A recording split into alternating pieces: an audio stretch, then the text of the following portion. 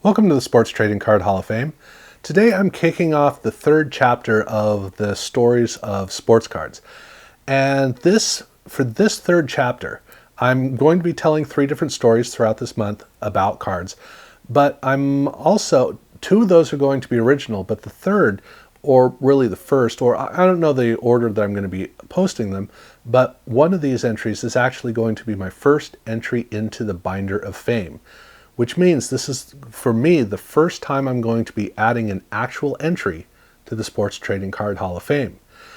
Now, I am going to tell two other stories, one about a famous card and the other about a famous card cut or card dimension.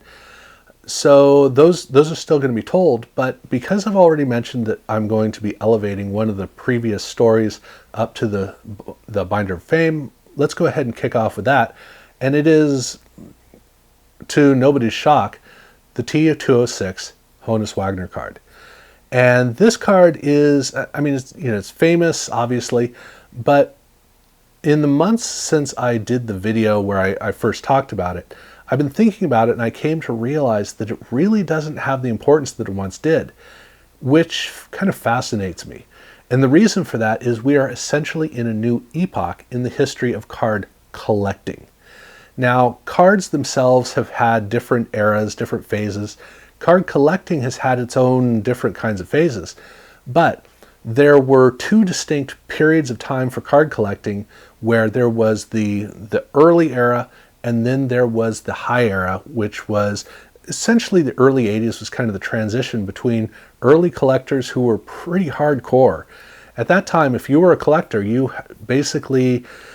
collected all the modern stuff or all the current stuff, but then if you wanted to collect older cards, you had to find them. You didn't have card shows all over the place. You didn't have card shops basically anywhere. Coin and stamp shops were usually where you found cards, or antique shops.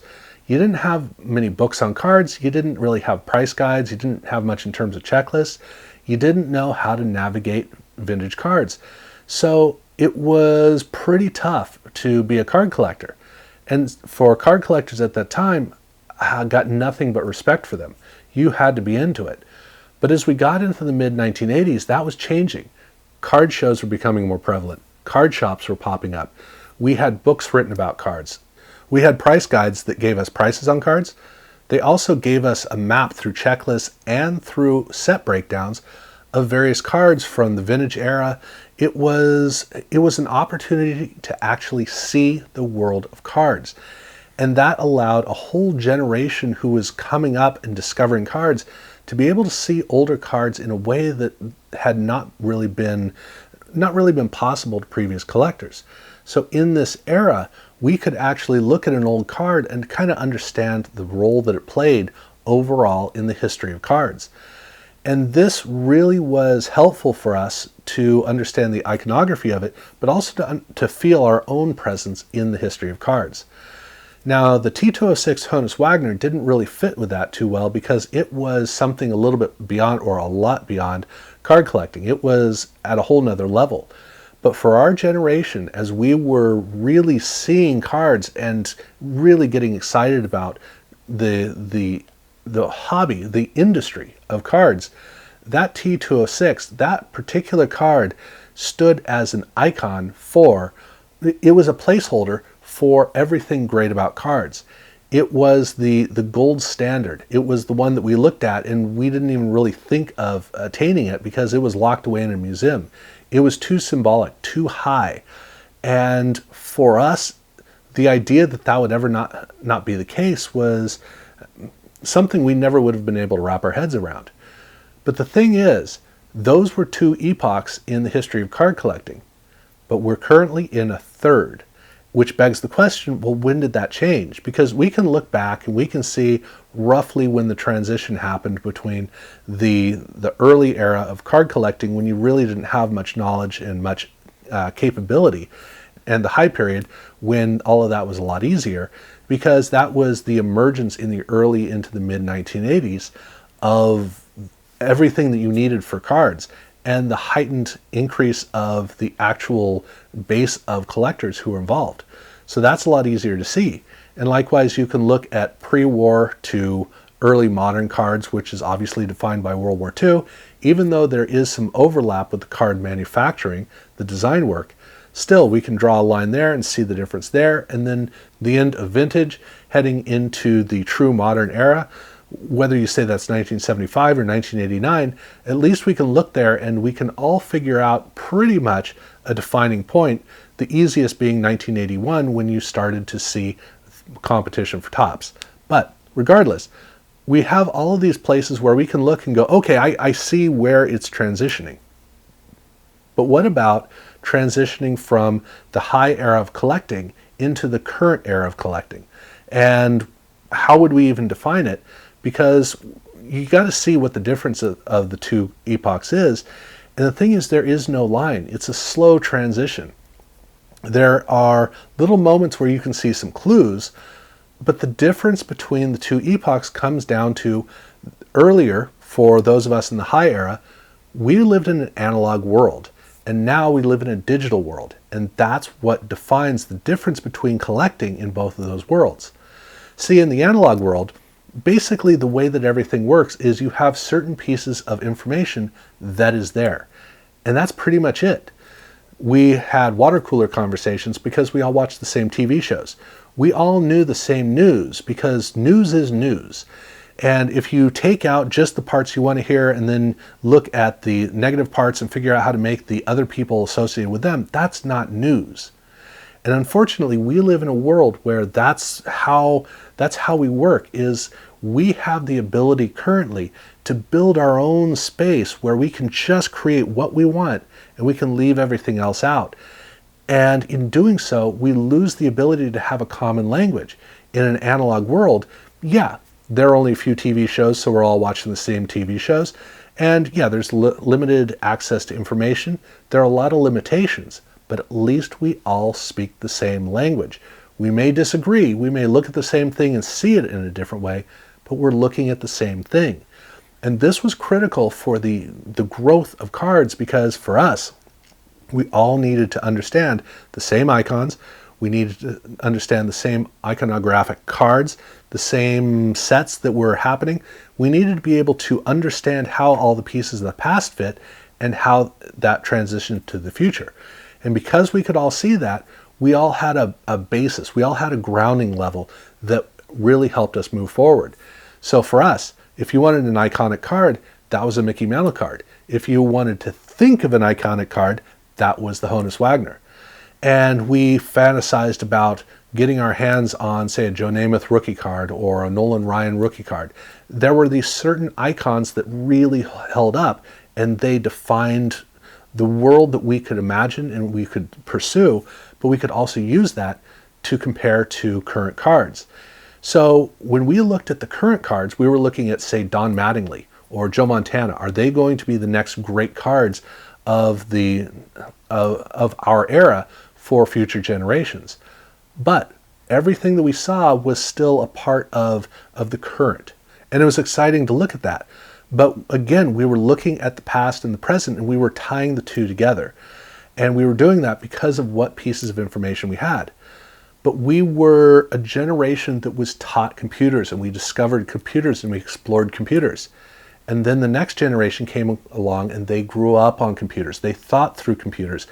And so for us, while we were a stuffed generation about tactile things, and we also had a computer, the next generation was a digital generation. They lived inside the computer. They didn't need things. Anything they needed to know, instead of trying to figure out how to find it, they would look it up. In communication, instead of finding a way to talk to somebody, they just tunneled in and they would communicate. The world that they were inhabiting was increasingly a world that was manufactured on their own, and it was custom designed to whatever they wanted. They could essentially be an avatar. They could, in some cases, be somebody they're not, or they could be somebody they wish they were, or they could be somebody they thought they were. All of those things are true, but in the world of the tactile, they were disassociated to a certain extent. And that created a whole different presence of understanding the world around them. And that's where card collecting has evolved now, where instead of looking at how all the pieces go together, we're reshifting everything. It's non-linear. And it's difficult to wrap your head around it because it's just different. That's all it is. It's just simply different. And among the differences that exist are what is iconic. Because if you live in a fixed world, there's a timeline. You see that timeline. When you break that apart, you don't necessarily see the timeline because all you see are the pieces, and how the pieces go together may not necessarily apply. So that means that a Mickey Mantle rookie card doesn't mean what it used to, because instead of being fixed in time and being associated with your parents and et cetera, now it is just a part of a big collage of items. And that is something that we're going to have to try to interpret down the road as historians, to try to understand what in the world's going on. But because of that, that means that the iconographic elements of our past aren't. They're not the same thing. The world is just different. And that means that icons from the past have evolved into a whole nother state. So for the next generation, for whether it's millennials or for Zoomers, when they look, Zoomers may not even know what the Honus Wagner card looks like because they haven't been confronted with it. They haven't opened up the magazine and seen it show up there. They haven't seen it show up in the news, and it's not an image that's thrown in their face because they don't have to do that. They can look in other places. So now they're making interpretations based more on their experiences. And this is where the epoch really is significant, because there are three things that have really shaped the epoch. One of them obviously is the passage of time. You think about it, for those of us growing up in the late 80s, early 90s, our parents, for us, the iconic card was an early 1950s Mickey Mantle card. Well, guess what that is now? You go back 30, 35, 40 years into the past from today, that is my childhood. Those are the cards I grew up with, which means that the cards that for me I was looking at as new are now exactly that for the next generation. Passage of time obviously is going to make a difference. Another one is the perception of sports. I'm not going to get into that here, but that is a big part of it. But the third is the digital. The fact that we are now in a world where there's so much stuff that you just kind of get convoluted, it becomes a convoluted mess. It's easy to get distracted, and because you can't look and see these iconic elements from the past that are in front of you, you're building a whole new language of interpretation and understanding of what's important where. And in this new world, cards like the Mickey Mantle card, now they don't have the same iconic stature. And for the Honus Wagner, now that is something that you just don't run into. It's as simple as that. And so now we have moved to a new era where now the cards that used to be the Mickey Mantle and the Honus Wagner have become cards that are more closely attached to the world in which people live today. And that actually segues me into the second portion of this video, which is the famous card I want to talk about is actually the Michael Jordan rookie card from 1986 at Fleer, because that is the card that has replaced it. See, I mentioned that of the three things that really made the difference in the changing of the epoch, one of those was the importance of sports. For those of us who were part of the big surge that built the card industry as we know it today, at that time, baseball was the de facto sport in America. Football had become the most popular sport, but it wasn't de facto. It wasn't seen. Part of the thing with football is history has never really been a big part of its importance. We know about the history, but it's always the innovative sport. And even in cards, it's always been that. Topps used it as the experiment area. They would make the more innovative cards in football, and then they would make the more staid and reliable cards in baseball. That was just the way they operated. And so football has always had that higher end kind of innovative avant-garde quality to it. That's just the way it is. But that means that the traditions and the reliable base that baseball has always had as the standard bearer, football never quite got that role. And so for those of us in collecting, football was important, but baseball was the standard, absolutely the standard.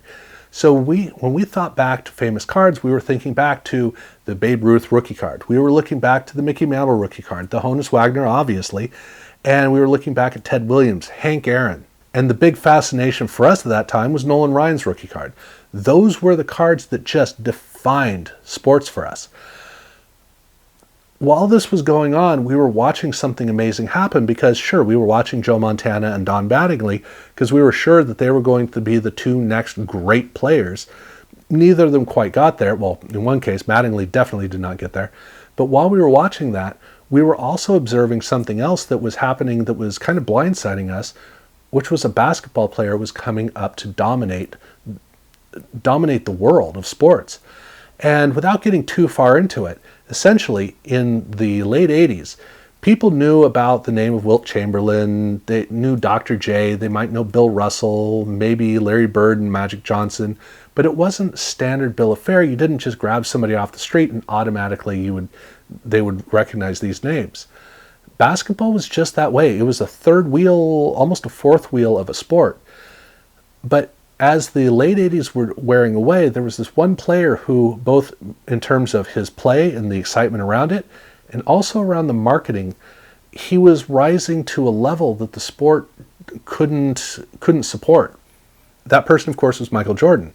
And while you can talk about the Nike shoe deal as being important, there was so much that was built around the marketing of this guy, because he, partially himself, but partially just the excitement around him was so great because he was doing things that other players couldn't. And in the world of basketball, it was just bursting at the seams and pushing further and further out. And before long, we had advertisements all over the place. We had videos and posters that you could not find a place where Michael Jordan wasn't. Essentially, that's kind of where it got to. And as he was rising to this incredibly ethereal level of importance, the NBA was being pulled along because they were associated with him. Truly amazing. But were we thinking about this is the next Mickey Mantle? No, not really. We were thinking more about the future of Michael and the next stuff that's coming out with Michael. That was our focus.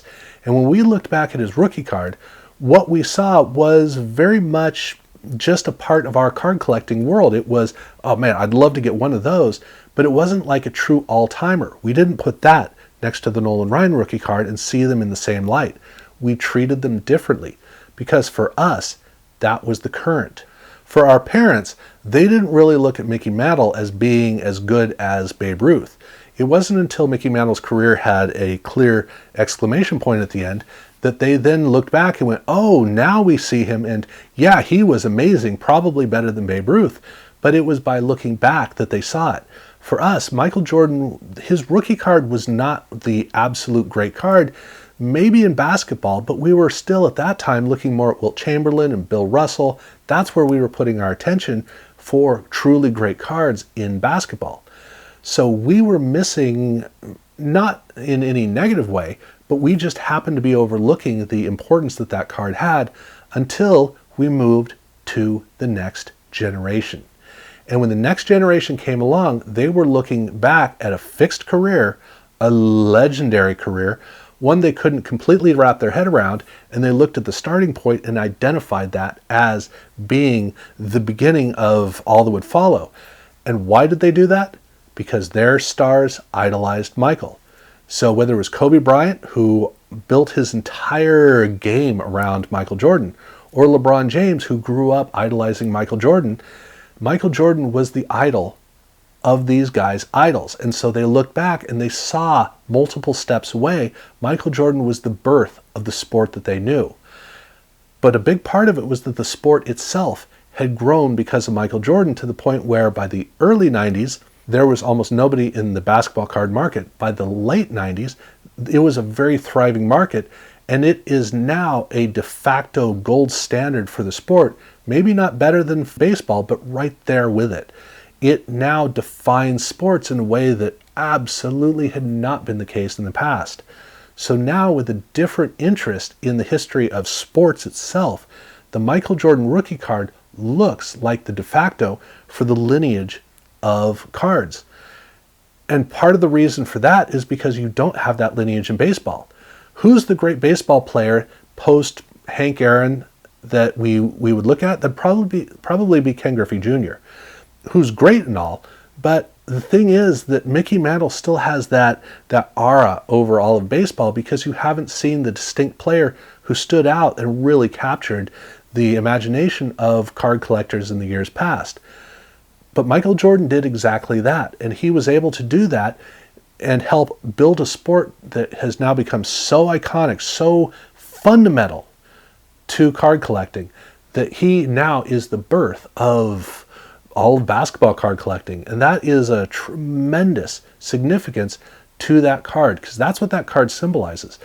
So for a new generation, they don't look back and see Mickey Mantle, they don't see Babe Ruth, they don't see Honus Wagner. Those are not the cards that they really identify. For them, they look back and all they can see is a red, white, and blue card with a great action shot on it. And I mean, it even looks the bill. It does everything that we need for an iconic card to have. So here we are in a new epoch, and we have a new standard bearer for that epoch. A fascinating thing to look at. I'm going to get obviously more into both of those cards in the videos coming up. But for the last topic that I wanted to talk about here, in the last video I'm going to do this month, I want to talk actually about a card cut, card dimension. And it is the tall boy. That is what it is. And the tall boy is a standardized card with about a third again up on the top. So it's a little bit taller. And that's it. That's all there is to it. But it has a fascinating history, and it is both iconic and completely overlooked at the same time, which is really fascinating. Basically, it comes down to this. You had Topps, who had, in the 1960s, they had a little bit of competition from Parkhurst in hockey. And they were trying to be the monopoly of cards. They were really trying to completely take it over. And they'd succeeded in baseball, and they had for a while succeeded in football until they got another league, and then that messed everything up. But over in hockey, they still had competition. And ironically, it was the year that Parkhurst took off that Topps decided to make a card that was unusual. And part of what's ironic about that is not just the fact that it aligned like that, but because it had been less than a decade before when Topps had standardized card dimensions for cards. And here they were less than a decade later playing around with it. They only did it one time. It didn't quite work. It is pretty awkward, but they did try it. And then they tried it again in football because, like I said, football was kind of crowded. Topps had a monopoly, and then they just started an AFL, so Fleer was doing AFL cards, and then Topps, in one of the great ironies of cards, swapped sports, gave up NFL, took over AFL, Philadelphia took over the NFL cards, and so they still had competition until the leagues merged. And then they got their monopoly back. But in that time when they had competition, Topps has always worked better when it has competition, when it has to earn its keep. And so here we were with Philadelphia cards on the opposite side. So Topps brushed off their tall boy just a few years after less than 2 years after they had done it in hockey, and gave it a try, and created one of the great iconic cards in the history of football cards. And they decided not to do another year again. It then sat around for a couple of years until Topps decided to jump back into basketball, and they dusted off the tall boy to really create an interesting card to inspire collectors, and they used it for 2 years, and then they let it go. And while they did do one more oversized card, it was not a tall boy. But that was it. That was it. They did 4 sets, 1 in hockey, 1 in football, and 2 in basketball. But because they didn't need to earn their keep in baseball, there was no need to try it and make it work in baseball. So they never bothered to do it in baseball. Topps never did. We would have one set that would appear at one point. But that was it. So by 1971, the tall boys were over. And as the card industry was building up in the late 80s into the early 90s, and vintage cards were becoming more common, we were starting to really see them and be familiar with them, every once in a while you'd see this one card that just didn't fit with the rest. It was taller, and boy was it bold. I mean, absolutely bold. And that was definitely intriguing to us. So we began to kind of explore it, but not too much. It was intriguing, but it never built a following. But where the story really gets interesting is that the NFL was in the early 90s trying to it was trying to capture what baseball had, but the NFL just didn't have it. They already had more card brands than baseball had, but they still were lacking the industry strength, and that was a big part of that was because they didn't have much of a tie-in with its history. Now, Topps had been making a card set called Topps Big for a couple of years that used the pre-standard card size, and it didn't really go anywhere, but it was something that they'd played around with. So the NFL decided to bring back some of its history, and it looked to that one really unique non-baseball card size, and they brought it in to make a card that could bring back some of the history but also inspire collectors, and they called it Game Day. In their attempt to bring history and the present together, they made a card that was not all that inspiring, and they sold it off to Fleer, or Fleer inherited it to continue the tradition, and it only stuck around for a couple of years, but ironically, Fleer transitioned it over to basketball, where it actually stuck around for a little bit longer, which is very poetic because that was the third phase of the original Topps cards, and where it did kind of succeed in a way. But the fact is that the Tall Boy, it has its own legendary quality because it doesn't fit anything else. And you very rarely run into it, but look, the Joe Namath rookie card is a part of that set. So it has its own iconic quality, but where you really see the cards is in the early to mid 90s with Game Day and Jam Session. That 90s, not really an explosion, but a surge of engagement in a time when the card industry was right to work with it. And it wasn't just Fleer and Game Day that did this. You also had some with Classic and Pro line. Topps did make one card in 1996 that was a throwback. There was a little bit of stuff going on, but for the most part, the big history of the Tall Boy was actually in the 90s in a card set that didn't even tie into the classic tradition that Topps had. And it is also interesting that this is a card style or a card size that was never used in baseball, except for when Fleer made their Extra Bases set, which was a part of the Game Day Jam Session family. That was it. Otherwise, this is a uniquely non-baseball tradition. And again, it's very famous and nobody knows about it all at the same time. Both of those statements are true. It's a fascinating piece of the history of sports cards, and definitely one that is difficult to compare, because while you can go on and on about all of the truly unique things in the 1990s, when you get back to vintage cards, there are very few cases where there's something truly iconic to the level of the Tall Boy. So these are the three stories that I'm going to talk about more in depth through this month. Again, I'm going to be talking about the T206 Honus Wagner card. I really don't know at this point what the story is going to be that I'm going to be telling. I'm really fascinated to see what's going to be inspiring me when I talk about that. But that is the first entry into the Binder of Fame in the Sports Trading Card Hall of Fame. I'm also going to be talking about the 1986-87 Fleer Michael Jordan rookie card. And then I'm also going to be talking a bit about the Tall Boys. So look for those videos, and thank you guys very much for following along. Do subscribe if you haven't done so yet, and if you want to be notified of when the videos come up, ring the notification bell on there, and thank you for watching.